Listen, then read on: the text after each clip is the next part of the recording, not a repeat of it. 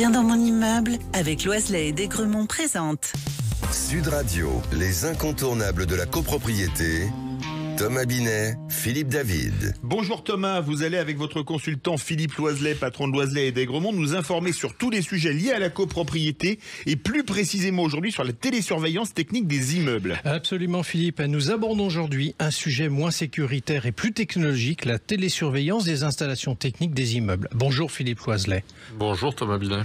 Pouvez-vous nous expliquer ce que recouvre la notion de télésurveillance des installations dans les copropriétés ? Bien entendu, la télésurveillance des installations, c'est le fait de surveiller à distance, grâce à une liaison informatique, un bâtiment et ses équipements techniques. Parmi les cas concrets, on peut citer les serrures électroniques connectées, les interphones connectés et surtout toutes les installations techniques traditionnelles d'une copropriété, comme la chaufferie ou l'ascenseur par exemple. Et comment ça fonctionne ?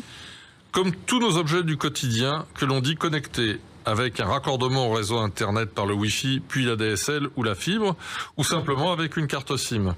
Ces équipements sont alors connectés à distance pour envoyer et ou recevoir des informations, voire pour être commandés à distance. Pour vous donner un exemple très concret, en installant une télésurveillance un peu évoluée dans une chaufferie, on va pouvoir contrôler à distance non seulement son fonctionnement en temps réel, mais aussi sa consommation d'énergie. On imagine alors facilement, grâce à des alarmes paramétrables, que le technicien sera averti en temps réel d'une panne avant même qu'elle ne soit perceptible et pourra ainsi déclencher une intervention immédiatement sans attendre qu'un usager ne le signale. Pas mal quand ces pannes interviennent en pleine nuit, non ? Oui, je suis tout à fait d'accord avec vous Philippe. Mais alors, en revanche, ça marche pour d'autres installations que celles que vous venez de décrire ? Bien sûr, de la même façon, on télésurveille aujourd'hui les ascenseurs et les installations les plus modernes permettent également de détecter les pannes avant qu'elles ne se produisent, ce qui permet de procéder aux réparations nécessaires sans que les résidents soient même gênés par l'arrêt de l'appareil.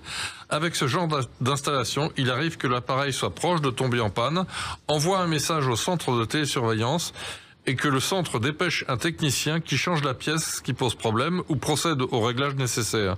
De cette façon, l'appareil est entretenu rapidement, les résidents ne sont pas dérangés et on évite des appels et des crises inutiles. Alors, vous évoquiez quand même la performance. Vous pouvez nous préciser de quoi vous voulez parler ? Bien sûr, l'exemple que je viens de donner est déjà une amélioration de la performance de la maintenance, mais au-delà de cet exemple, on pourra aussi contrôler l'état général des installations télésurveillées en vérifiant l'usure des pièces à distance et le cas échéant en programmant leur remplacement. Alors, il s'agit de gestion en temps réel finalement, mais alors j'imagine que vous allez aussi nous parler de performance énergétique. Non ? En effet. Ces nouvelles technologies permettent une surveillance plus intelligente et proactive, notamment de la consommation. Si on reprend l'exemple de la chaufferie connectée, avec les données et prévisions de température extérieure et intérieure, de performance des chaudières, etc., ces dispositifs vont permettre d'éviter les surconsommations d'énergie et exploiter intelligemment nos installations grâce à une meilleure régulation. Mais alors concrètement, Philippe, comment l'installer pour en bénéficier ? Ce sont les prestataires qui interviennent dans les immeubles qui pourront en faire bénéficier les usagers. Mon conseil, avant de proposer tout type de solutions techniques, le gestionnaire et les copropriétaires doivent comprendre les besoins spécifiques de l'immeuble afin d'identifier les possibilités.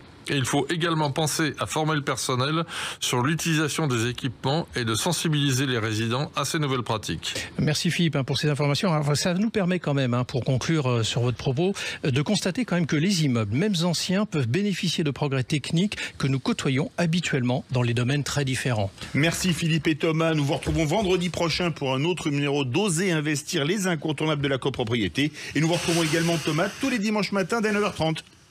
Sud Radio, les incontournables de la copropriété. Thomas Binet, Philippe David. Avec Loiselet et Desgremont, bien dans mon immeuble.